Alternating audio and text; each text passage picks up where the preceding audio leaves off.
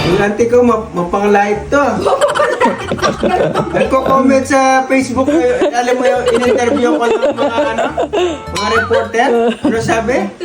Gwapo. Gwapo talaga, di ba? Ano sabi niya? Apo, nananaginip. Grace, ba't nagawa mo yan? Bakit? Kaya pala, ate.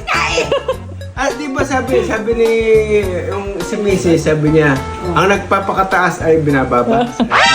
Sabi ko naman, di naman nga ako nagpapakataas, sinabi ko lang gwapo eh.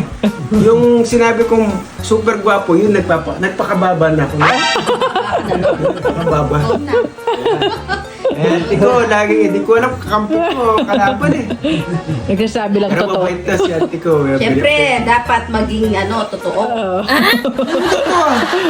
Dapat maging totoo. Sabi nga, iba Sinasabi gwapo. ko lang yung totoo. Yung reporter nga sabi gwapo eh. Reporter, 1990 na pala. Pero mabait yung auntie ko, pinagdala akong Steak. masama lang sa akin sa Facebook. Pero sa ayos, good. Muna yun eh. Kaya ko, 6,700. Meron ba? 1,700. Dumami aking market. Sobrang Ayan, kaya marketplace. tayo.